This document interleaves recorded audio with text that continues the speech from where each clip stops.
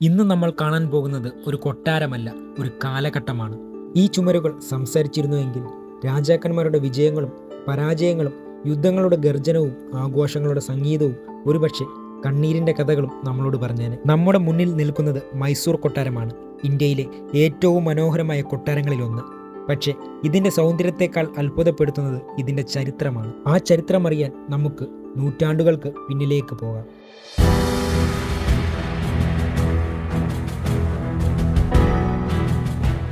600 വർഷങ്ങൾക്ക് മുമ്പ് ഈ കാണുന്ന തിരക്കേറിയ മൈസൂർ നഗരം ഉണ്ടായിരുന്നില്ല. ചെറിയൊരു രാജ്യം മാത്രമായിരുന്നു. പക്ഷേ ആ രാജ്യത്തിന് വലിയ സ്വപ്നങ്ങളുണ്ടായിരുന്നു. 1399 വൊഡയാർ രാജവംശം ഇവിടെ അധികാരം സ്ഥാപിച്ചു. അന്ന് ആരും കരുതിയില്ല ഈ രാജ്യം ഒരു ദിവസം ഇന്ത്യൻ ചരിത്രത്തിലെ ഏറ്റവും പ്രധാനപ്പെട്ട രാജ്യങ്ങളിൽ ഒന്നായി മാറുമെന്ന്. വൊഡയാർ രാജാക്കന്മാരുടെ ഭരണത്തിന്റെ കേന്ദ്രമായിരുന്നു രാജകൊട്ടാരം. അന്ന് ഈ കൊട്ടാരം ഇന്നത്തെ പോലെ ആയിരുന്നില്ല. മരത്തിൽ നിർമ്മിച്ച ഒരു വലിയ രാജകൊട്ടാരം. എന്നാൽ അതിൻ്റെ വില കല്ലുകളിലോ മരത്തിലോ ആയിരുന്നില്ല, അതിനുള്ളിൽ രൂപപ്പെട്ട ചരിത്രങ്ങളിലായിരുന്നു. കാലം കടന്നുപോയി, രാജാക്കന്മാർ മാറി, പുതിയ തലമുറകൾ വളർന്നു.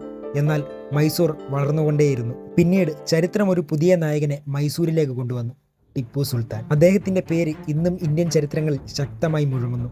സ്വാതന്ത്ര്യത്തിനായി പോരാടിയ യോദ്ധാവ്, ബ്രിട്ടീഷ് സാമ്രാജ്യത്തെ നേരിട്ട് വെല്ലുവിളിച്ച രാജാവ്. അദ്ദേഹത്തിന്റെ കാലത്ത് മൈസൂർ ഇന്ത്യയിലെ ഏറ്റവും ശക്തമായ രാജ്യങ്ങളിൽ ഒന്നായി മാറി.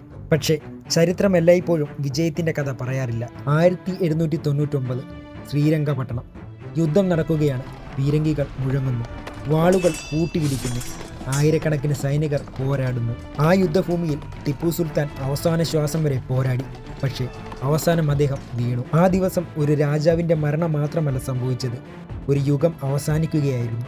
പിന്നീട് വൊഡയാർ രാജവംശം വീണ്ടും അധികാരത്തിലെത്തി. മൈസൂർ വീണ്ടും വളരാൻ തുടങ്ങി.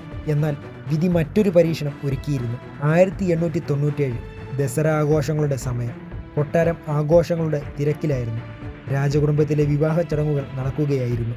എവിടെയും സന്തോഷം, സംഗീതം, ചിരികൾ, ആഘോഷം.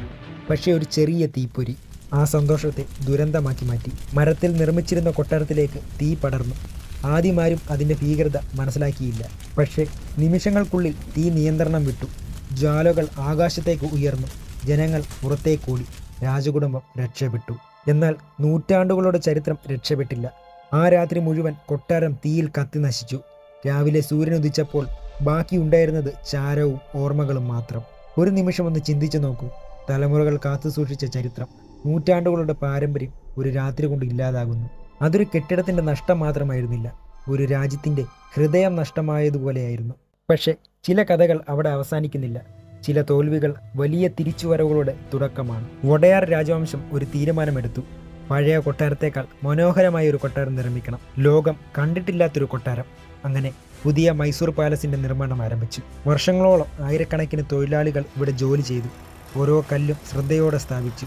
ഓരോ തൂണും കലാസൃഷ്ടിയായി രൂപപ്പെടുത്തി. ഓരോ മുറിയും രാജകീയതയുടെ പ്രതീകമാക്കി. ഒടുവിൽ 1912 ലോകം ഒരു പുതിയ അത്ഭുതം കണ്ടു. ഇന്ന് നമ്മൾ കാണുന്ന മൈസൂർ പാലസ്. ആദ്യമായി ഈ കൊട്ടാരം കാണുന്ന ഒരാൾക്ക് ഒരു കാര്യം ഉറപ്പാണ്: ഇത് വെറും കെട്ടിടമല്ല, ഇതൊരു കലാസൃഷ്ടിയാണ്. ഓരോ ഗോപുരവും ഒരു കഥ പറയുന്നു. ഓരോ ജനലും ഒരു ഓർമ്മ സൂക്ഷിക്കുന്നു. ഓരോ ചുമരും ഒരു കാലഘട്ടത്തിൻ്റെ സാക്ഷിയാണ്. കൊട്ടാരത്തിനുള്ളിലേക്ക് കടക്കുമ്പോൾ ആദ്യം അനുഭവപ്പെടുന്നത് അതിൻ്റെ മഹത്വമാണ്. ഈ കാണുന്നതാണ് ദർബാർ ഹാൾ. ഒരു കാലത്ത് രാജാക്കന്മാർ ജനങ്ങളെ കണ്ടിരുന്നത് ഇവിടെ വെച്ചാണ്. രാജ്യത്തിൻ്റെ ഭാവി നിർണയിച്ച തീരുമാനങ്ങൾ എടുത്തിരുന്നത് ഇവിടെ നിന്നാണ്. ചുരുക്കി പറഞ്ഞാൽ ഈ ഹാളിൽ നിന്നാണ് അധികാരം സംസാരിച്ചിരുന്നത്. കല്യാണ മണ്ഡപത്തിലേക്ക് എത്തുമ്പോൾ മറ്റൊരു ലോകത്തേക്ക് കടന്നതുപോലെ തോന്നും. മുകളിലെ വർണ്ണാഭമായ ഗ്ലാസ് മേൽക്കൂരയിലൂടെ പ്രകാശം കടന്നു വരുമ്പോൾ മുഴുവൻ ഹാളും ഒരു സ്വപ്നം പോലെ മാറുന്നു.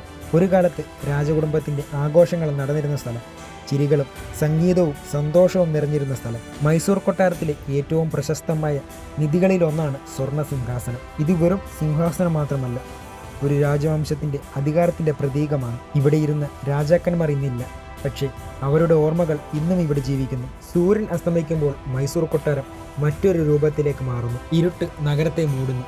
അപ്പോൾ ആയിരക്കണക്കിന് വിളക്കുകൾ ഒരുമിച്ച് തെളിയുന്നു. ഒരു നിമിഷം കൊണ്ട് കൊട്ടാരം പ്രകാശത്തിൽ മുങ്ങുന്നു.